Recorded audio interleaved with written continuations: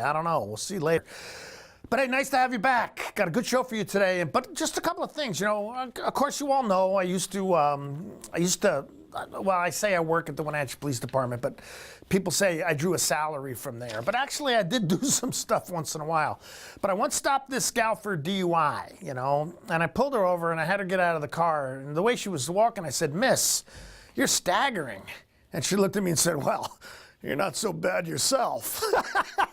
Well, we both laughed. She needed bail money. And then there was another time I was driving by a local bar. It was about closing time. And I see this guy come out of the bar and he's just stumbling. And he almost falls over. He gets to his car and he gets in. And then the way he pulls out, just this jerky driving and that. So he pulls out on the avenue. I pull over and I stop him.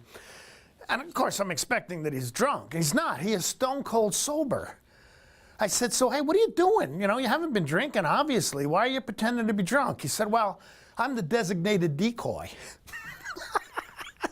And then I once stopped the guy. Another time, I pulled this guy over, and he's got a beer label stuck on his head. And I said, "What, have you been drinking?" He says, "No, I'm an alcoholic, and I'm on the patch." Oh, okay. I really like that one. But look, I've got a good guest, couple of good guests for you today, but got a good show. So, hey, street talk and other stuff, you stick around. We'll be right back.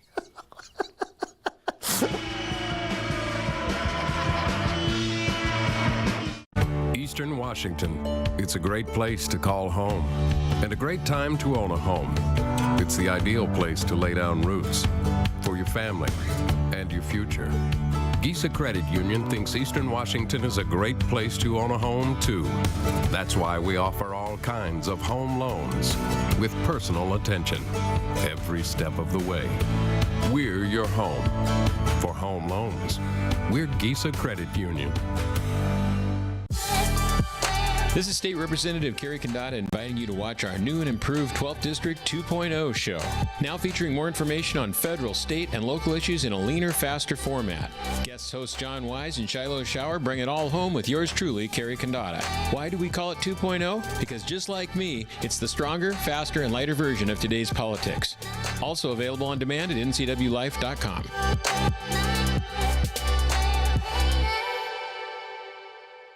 What's your auto-mocha emergency? It's a Frappuccino mocha with whip. The espresso shakes are my most favorite because I can get any flavor. Peanut butter chocolate for pita. Definitely espresso shakes. My favorite is the mocha for pitas.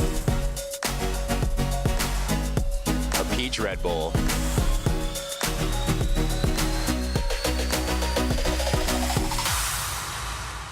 Are you raising a grandchild or another relative's child? If so, kinship programs may be available for your family. Kinship Care is the full-time care of children by relatives. Kinship Care maintains family, cultural, and community ties. It's the oldest form of family preservation and an important safety net for children whose parents are either unable or unwilling to care for them. To learn more about Kinship Care or to find a support group near you, please contact Aging and Adult Care of Central Washington.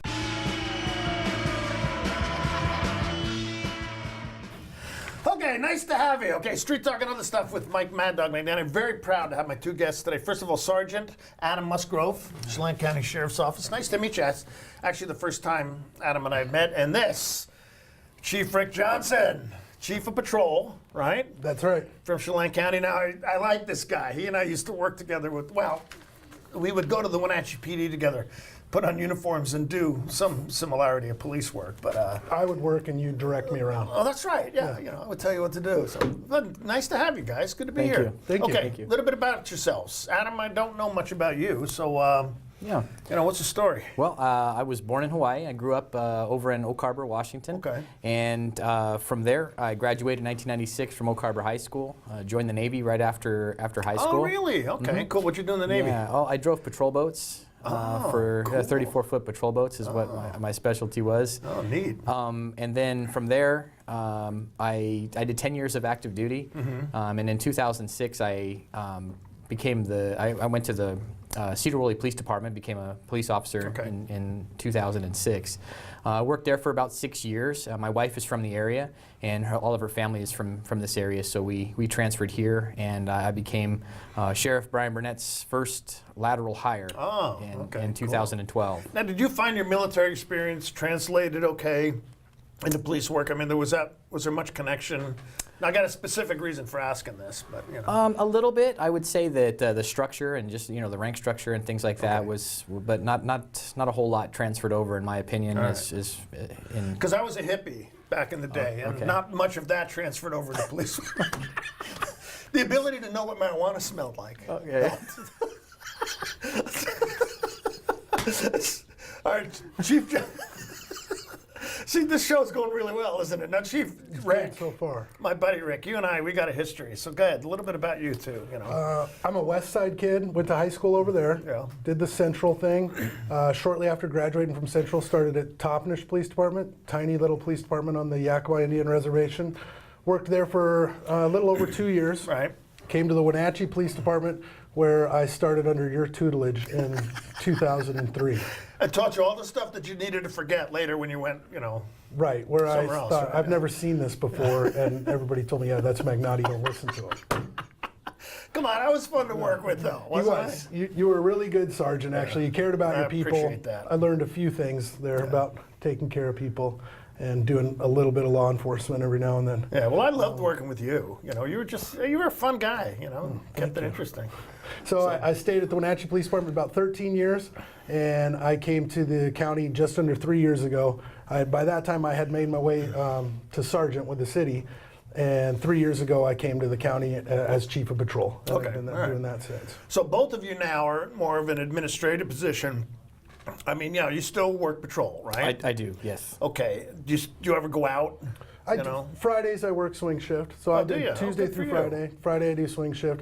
Something I didn't learn from you to stay in touch with the guys. Yeah, well, try. So, okay, how do you like, moving away from, the hands-on stuff to doing more of the, the administrative and, you're the supervisor. You're supposed to let the other guys do the job when you help them succeed. So, how's that switch been for you guys? Both of you. Well, for me, I'm still out there, doing the patrol thing. I'm one of the day shift supervisors, so I still get to get out there and get my hands on. But it's where the transition for me was basically getting the opportunity to supervise and watch our guys on my squad, take over and just make sure that they have everything that they need. I mean, they're very capable people. I just need to make sure that they have what they need. And most of the time, I spend my time just making sure we have the right people and resources in the right place. Excellent.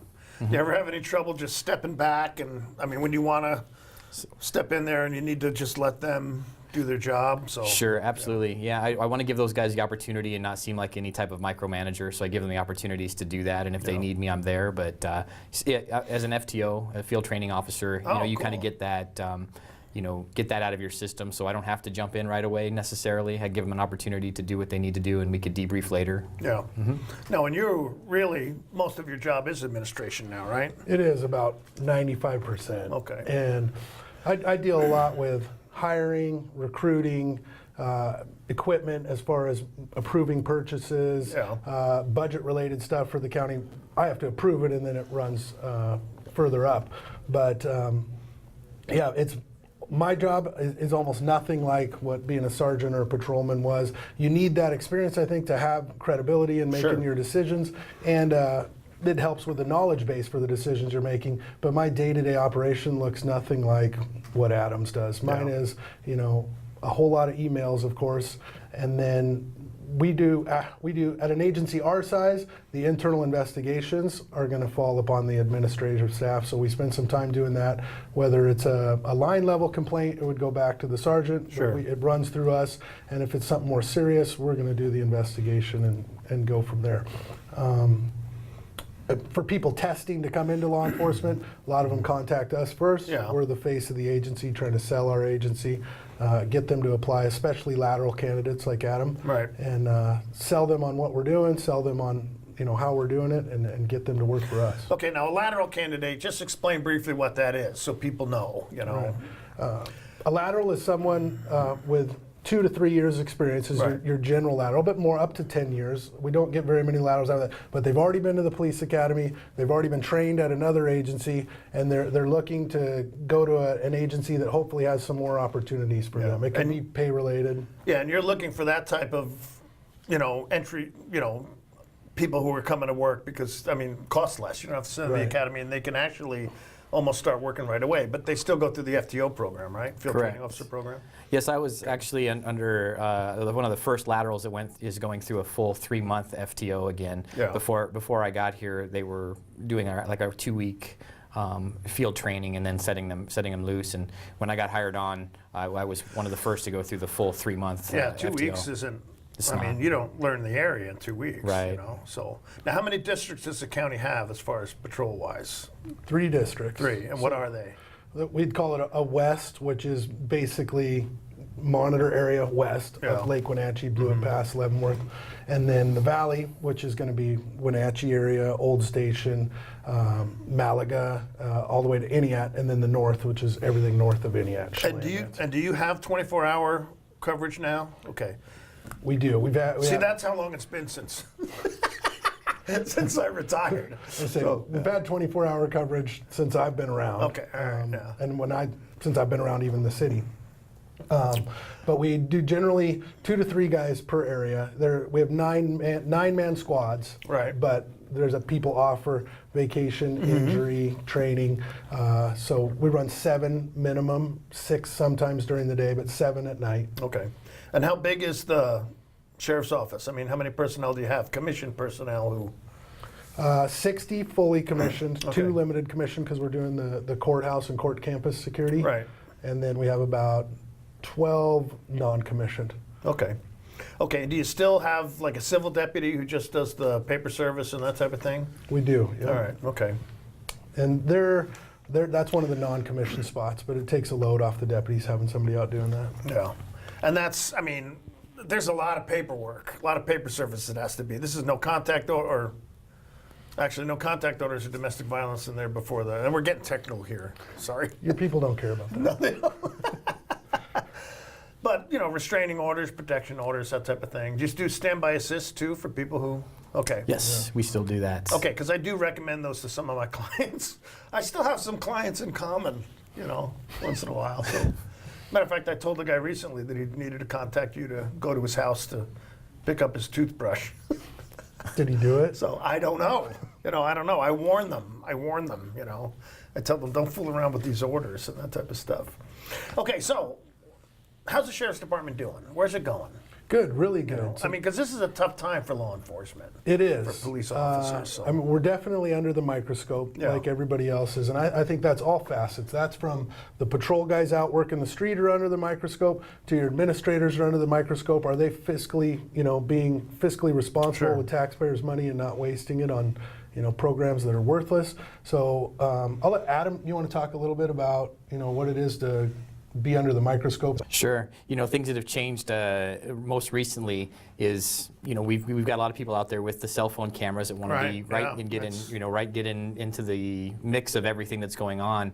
It's their right to do so, and that just it adds another level of safety that we need to be concerned about when we've got people that are wanting to they're free to do that, but it can really cause an officer safety issue when people are doing that, and that just seems to be the big change with technology. We seem to get a lot more of that. With the way that society has changed now, you have to act as if you are going to be on the news or on YouTube or anything like that. So it's just, you have to just be aware at all times that you're being viewed. And you should be doing that anyway, but just especially now with the technology that's out there, that's one of the big changes. Now, how about from your guys' side? What about body cams? Is that something? You must have thought about it. Any decisions made on that type of thing? Yeah, we looked at it a lot a couple years ago. But where we're at is all of our patrol cars have cameras in the cars, and our guys wear audio mics. They're mic'd up all the time, and it's not just when they're at the car, it's when they're in the calls and all that. As far as the biggest stumbling block for agencies, I think, our size and smaller related to body cams is the public disclosure that goes along with those, the storage of all that material, and the redaction or blurring out of people uninvolved. The sheriff's office would probably need at least 2 more employees to manage just the PDR, the public disclosure request that would come with one of those. It just isn't realistic for an agency our size to store that data, manage those requests, and redact that material. You know, and I want to remind everybody, you know, I mean, because Facebook is big, and you always see these 30, 40-second clips. And look what the terrible thing the police officer's doing, blah, blah. I say, you know, there is something in this country called due process. And unfortunately, for some of you, police officers have the right to due process as well. And if all you're seeing is a 40-minute clip on Facebook or reading what the media is telling you about a certain incident, you don't know anything. Okay, you know, I'm bringing up that one about, I think it was in Dallas or somewhere in Texas, where that female officer came home, thought she was in the right apartment, and shot a guy. I can't even remember the guy's name. I mean, horrible tragedy. And maybe there was more to it. You know, maybe there was something nasty going on there. I don't know. But that's just it. We don't know. Exactly. Okay. I heard the very same baseline that you just laid out. I don't know the rest of that story, but so often I do see ones that we know the whole story. That I go, man, that is 20 seconds of a 3-minute incident or 4-minute incident, and you know, we are Monday morning quarterbacking that guy to death. And that's what's frustrating on our end, is it's either a short clip or an edited clip that's almost seems purposely edited to make law enforcement look bad. Oh, very much so. Sells on the media right now. Well, you know, you go back years ago to the Rodney King incident. Now, not making any judgment on that, but all you saw in the media was the officers attacking Rodney. You didn't see the stuff before that where Rodney was actually attacking the officers. I don't know if you ever saw that. That's before my time. Oh, was it? Okay. That's how old I am. Well, hey, Street Talk and other stuff. Mike Maddog, Magnotti, with Sergeant Adam Musgrove and Chief Rick Johnson from the Chelan County Sheriff's Office. We're going to be back with them in a minute, but we got to take a break. So stick around. We'll be right back.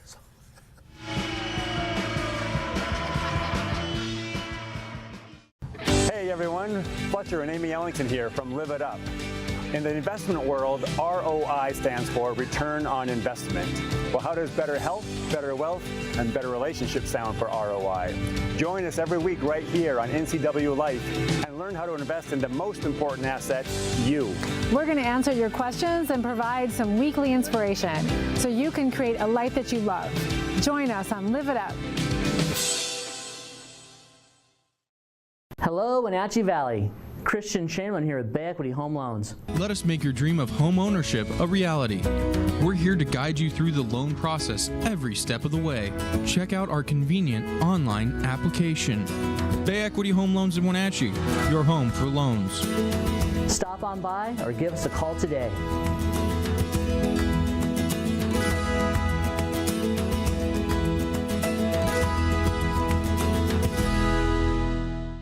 Just as we went on the air, Steve, NCW Life is live now on Facebook. Hey, how's about that? We're live, ladies and gentlemen. I'm Dan Kuntz, your host for the next hour. Every weekday, starting at 7 o'clock. Get ready for a bunch of news that's coming your way. What's happening around North Central Washington. We'll have a rundown of all your local, regional, and statewide news. You can also find more on our website at ncwlife.com. Follow us on Twitter and like us on Facebook. That's Wake Up Wenatchee Valley on NCW Life News. Tacos Chava has something new. Customers at Tacos Chava say it's the best Mexican food around. Nachos, enchiladas, tortas, ensaladas, and introducing camarones and many styles. You'll love the fresh salsa bar with so much selection. Are you ready for Tacos Chava? Find them at 2 great locations, the Wenatchee Valley Mall and ENIAC. Tacos Chava, tan delicioso.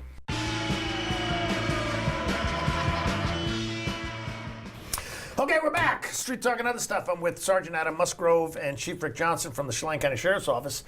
Okay, you've got a sheriff's office which is a little bit different than a municipal police department, and also you're in an area which may be considered different or similar to the rest of the country.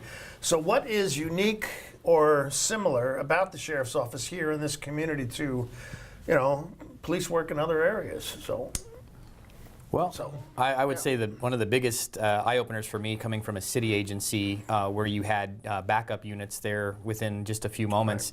We cover 3,000 square miles in Chelan County, and with that comes some great distance in between your backup. Sure. So oftentimes we'll be going to the same type of calls that the city's going to, but oftentimes we may be going to those calls either by ourselves or maybe one other person, and our backup could be upwards of 45 minutes away depending upon where we are in the county. And I want it known right now that that's why I was glad I worked for the city, because I was a coward.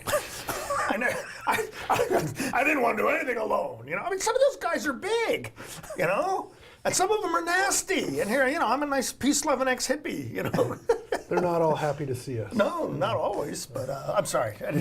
No, I just want to make that clear. I wasn't good. any kind of a hero. Appreciate that honesty, yes. But no, to me, that was the biggest the biggest difference between going from a city agency to a county is just the distance that we cover. And there's a lot of people live out there in the sticks and out in those areas that are very difficult to find sometimes. Yeah. So it is an eye-opener. There's no street lights to a lot of the places we go to, and a lot of those people that live out in those areas don't want to be out there, or they live out there for a reason. Right, exactly. And so when you go out and sit on somebody's driveway, it's important for us sometimes to make ourselves known that we're law enforcement. Even then, sometimes it doesn't matter. Sure, right. So, right. Oh, now you bring up a good point. I mean, even in the city, people should look at their house and say, hey, if the cops or an ambulance has to get here, can they see what number my doggone house is? Yes, thank you for saying that. Oh, that was crazy. That was crazy. Absolutely. So your intake on that, what's unique or different about, what you guys do compared to others? Yeah, I can obviously only speak to both Wenatchee and Chelan County, but I think something unique to our area is the amount of support that we get from the public. I mean, we've had lateral guys like we talked about, guys who are cops in other places, come and work from California and Western Washington, quite a few, and they're amazed at the thanks for being there, guys. Thanks for doing what you do. They said they just didn't get that kind of support at their other agencies from the general public. It's hard for us. I mean, I'll let Adam speak to it too, but it's hard for us to be out in public in uniform and not get a thank you or a compliment from somebody. It's the norm, definitely, rather than the rarity here. And people even, they thank me, I was in court once testifying for something, in my job, and they always bring up that I'm a former police officer and that kind of stuff. And at the end, the defense attorney said, well, we just want to thank you for your service to this. Well, man, I retired 12 years ago, but it's nice, but yeah, there's a lot of respect. Yeah, absolutely. We let our community sell, our agency, or sell itself. I was telling Adam a story here. We have a guy that just lateraled here from a West Side city. And we met with him downtown prior to him ever applying, just to see. And we sat out in front of one of the local businesses and just talked to him for 20 minutes and answered questions, me and a couple other administrators. And he was amazed how many people came up, said hi, introduced themselves, thanked us for being there. Yeah. And he said, man, the city he was from, you would not sit outside. He said it wouldn't be safe, or you'd just deal with negative comments. Yeah, crazy. People. And I'll say that that particular deputy left a very high-paying job to come over here under this administration. They're making it a destination agency now that people are wanting to come here, and money is not necessarily a factor to them as much as their quality of life. Yeah, well, we have great quality of life here. No doubt. Wenatchee's a great place to live. Absolutely. I love it here. Okay, I wanted to ask you this. Okay. You guys are the leader of the primary law enforcement agency in the area. I say that, come on, Wenatchee Police are, we're not going to go there. Okay. I'm being very diplomatic here. So, but what do you think people need to hear? What is it that you want to tell folks? You're one of the bigwigs down there. What do they need to hear from you? Sure. So, I think it's people get into putting cops into this category, or it's a separate entity from society. And what I always ask people to remember, a lot of times it's people calling to complain about something they weren't happy with, is these guys are women and men from your community who are raising their families in your community, the same community that you live in the same place your kids go to school. And they go to their calls and they try to get it right. They don't always, or maybe somebody says, boy, I wish he wouldn't have said this. And I say, I wish that hadn't happened too. But we don't know the 3-4 calls he was on prior to that as he was building up to your call. So just remember that man, we are out there to accomplish a mission, and that is provide public safety to everybody who lives in Chelan County and visits Chelan County.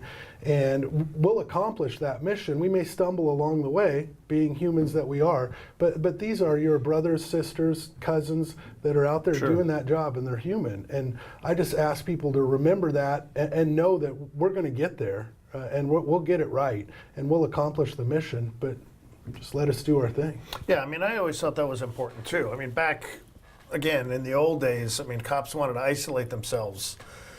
You know, they didn't want people to know they were police officers. To me, I thought that was detrimental. You know, I once did a training on, what's that island over by Seattle? You know, where all the rich people live.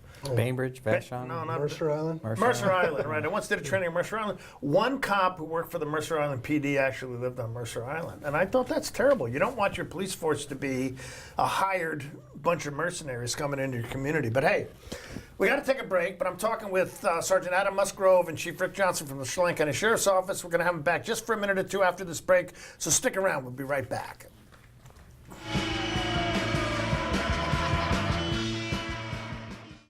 I'm Grant Olson, and you're watching the NCW Life channel. I'm Eric Grandstrom with NCW Life Sports. I'm NCW Life News Director Steve Hare. Catch us on Local Tel Channel 12. You can watch us on Charter Channel 19 or stream us live on ncwlife.com. Follow us on Twitter and like us on Facebook. Where we cover the local high schools, the Wenatchee Wild, and the pro teams out of Seattle. On Saturday, we have a 90% chance of rain. Catch it all right here on the NCW Life channel.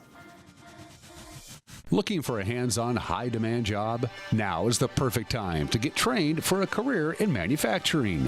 Washington currently has a shortage of skilled tradespeople, and retirements are making room for more. The machining program at Wenatchee Valley College is designed to give students the foundation to excel in this precision industry. Don't wait, there are only 15 spots left. A 2-year degree and a 1-year certificate are available. Learn more at wvc.edu/machining. If you are looking for dependable car service and repair, visit the good guys at Quick Lube and Tune. They've been keeping cars and trucks in the Wenatchee Valley running smooth for 35 years. Quick Lube and Tune is your hometown shop for a 10-minute oil change, complete tune-ups, alignments, brakes, mufflers, air conditioning service, and more. Get more life out of your vehicle by bringing it to the local guys you can trust at Quick Lube and Tune on South Wenatchee Avenue. I'm Jenny Rojanasatian, and this is Guada TV. Every week we will be bringing you a first look at North Central Washington business, tech, and education news. You'll hear from local influencers and innovators who live right here in the Valley. Together, we'll discuss hot topics, current events, and resources that can support your business, our schools, and this community. Join me every week, and let's get inspired. Hey there, Wenatchee. I'm Sean Lee, and I'm inviting you to check out the NCW Movie Guide to keep up on what movies are playing in our town.